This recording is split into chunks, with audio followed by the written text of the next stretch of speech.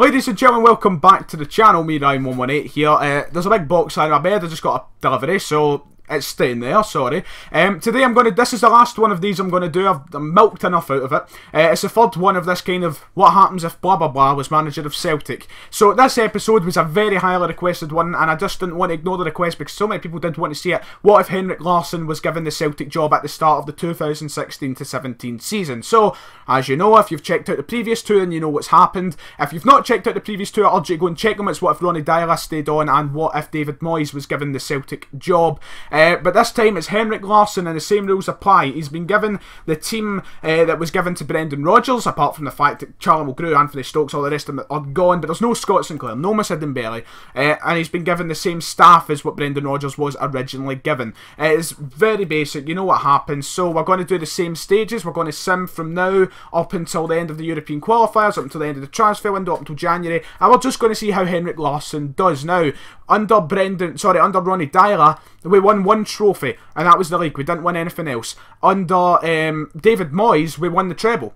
So Henrik Larsson has got a lot to live up to if he can follow what David Moyes done. And obviously with Brendan Rodgers in real life, we had the invincible treble. Don't quite see that happening. I don't quite actually see the treble happening. Who knows? Maybe we might see our first sacking with Henrik Larsson as the manager here. Hopefully not, but we'll see as we move along. So as I said, we're going to sim till around European qualifier time. If we quickly go and check when the actual date for that is.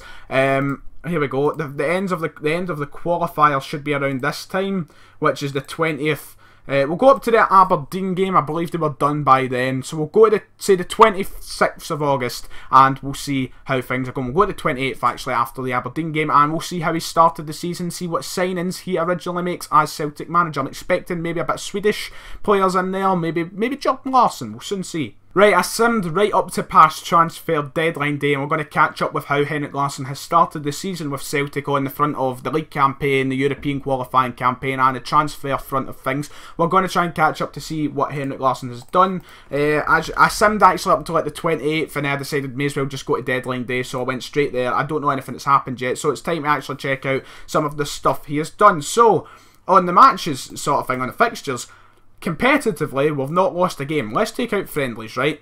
Competitively, they've not lost yet, so that looks quite good. And we've got into the Champions League group stage, where it looks as though it's quite a difficult group. We'll get to that in a moment, though. But we qualified quite convincingly by the well, not convincingly, it was very narrow against Dynamo Zagreb. They went through 5-4 in aggregate, but they did manage to do it, so hail to that. Through the Champions League, that's what matters most. The league campaign have started off with 2 draws away from home and a win at home to Aberdeen, which is the game it was probably the most difficult, to be honest, so good they got a win there, and you can't blame really anything for draws. You know, it's a very clustered start to the season, as you can see, a lot of games, so players would have been tired. So nothing really to complain about there. That's quite a good start. If we quickly go to the transfer history, oh, he's only made 2 signings. Joey O'Brien on loan, former West Ham player, obviously Premier League experience, so he's around that kind of calibre where he'd probably be for Celtic, a rotation type player. He's there to fill a spot. I suppose he'd be rotating with Lustig as a right back, but it has a lot of Premier League experience, I suppose. So Joey O'Brien, and then they brought in James Wilson on loan because obviously Moussa Dembele isn't here in this, so they brought him in on loan to be a kind of probably a rotating option with Griffiths, which is nice to see. And then on the out sort of things, no one was actually permanently sold as expected. Ryan Christie though was loaned out once again to Aberdeen for the 3rd time in a row, so that's just expected at this point. Staff, quickly, he brought in, who did he bring as his assistant? He brought in Peter Grant, former Celtic player, I believe, was he? Yep, he was, I recognise the name. 1982, 1997, there you go, 475 appearances apparently. So there you go, Peter Grant, assistant manager to Henrik Larsson. That's the only staff change it looks as though he's made, big change anyway, nothing really on the coaching front of things. So, he's basically got the same team as we gave him. He's only brought in 2 players, 1 on loan, so not much been done there. Not an absolute big amount, but I wasn't expecting massive changes. So that looks to be the he's rolling in your chief to you. Jesus Christ, that's not expected there. Quickly check Rangers, see who they employed as the manager. Once again, Mauro Camoranesi. For the 3rd time in a row. He's been sacked both times, I believe, so I'm expecting that to happen again. Let's see if Rangers can do any better. And we'll quickly check in the likes of Scott Sinclair. What happened to Sinclair, Dembele? Now, both times Dembele has went to Manchester City. Sinclair's still not been signed. Mr. Dembele, I'm expected to be at Manchester City. Let's see, Mr. Dembele, no, he's at Monaco this time. He's at Monaco, so he was picked up on a free. Christian Gamboa, we'll quickly check him. He went to Marseille again, I believe. He went the last time to them, if I remember rightly. Who else is there? Kolo Touré.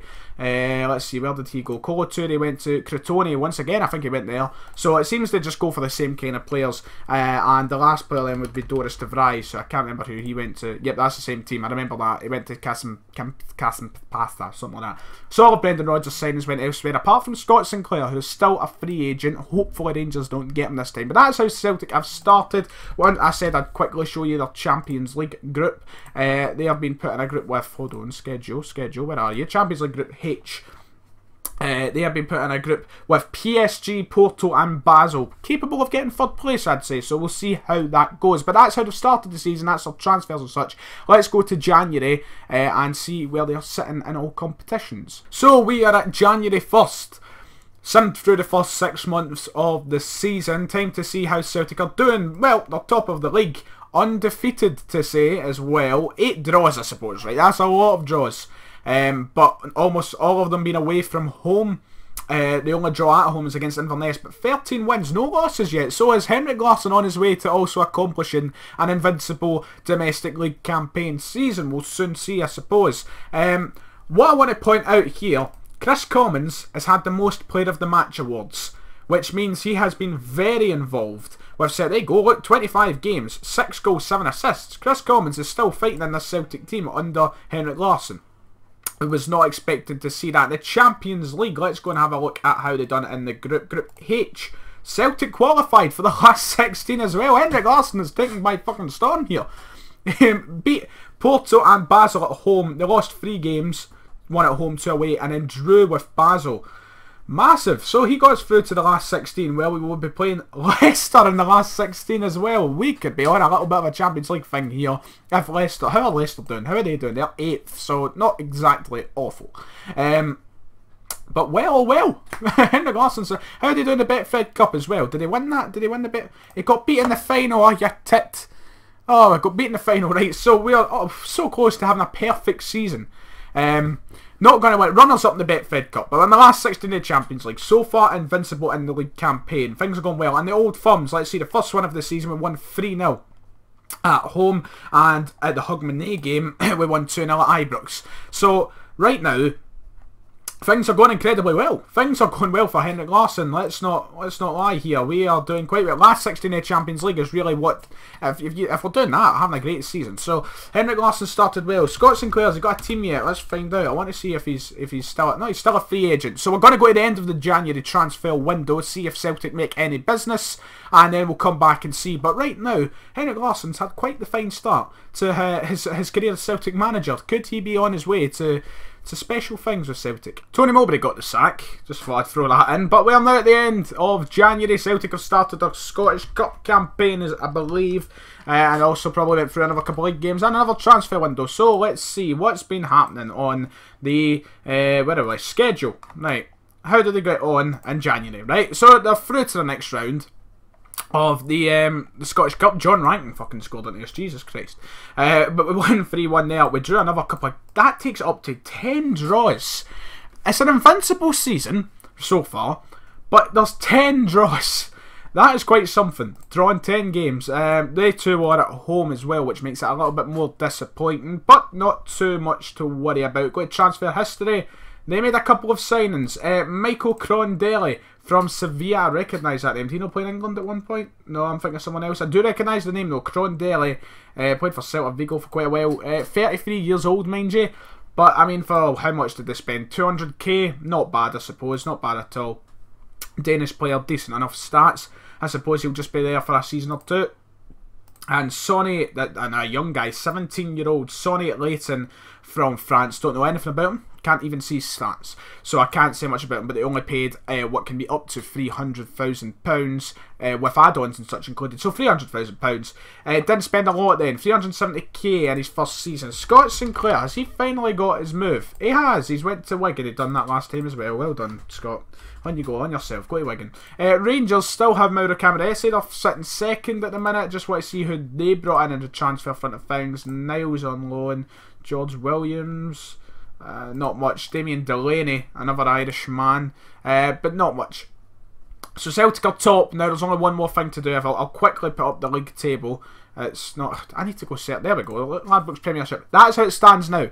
38 games to play. We've still got some left. Let's see how Henrik Larsson finishes his season as Celtic manager. Right, the season is over. A lot of emails there. Jeez, let's just mark them all as read. Let's see how Henrik done in Europe and the league and everything else.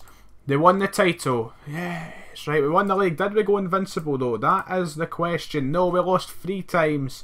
2 away from home, and we were beaten off Aberdeen during the split, I presume, at home. Oh no, it wouldn't have been the split, I don't know. But 14 draws. That's a lot of draws, but only 3 losses. Not too bad, I suppose. If we quickly look at their schedule all round, then let's have a look. In the Champions League, I think they went out to Leicester. They did. They lost 3-2 at Celtic Park. Disappointing. But drew 2-0 at the King Power. Quite confusing. But we went out of that. Scottish Cup, they went out in the 5th round to Inverness. Had to go to a replay. So it all fell apart in the second half of the season after such a fantastic first half. As you can see, some losses started draining in. And we drew with Rangers.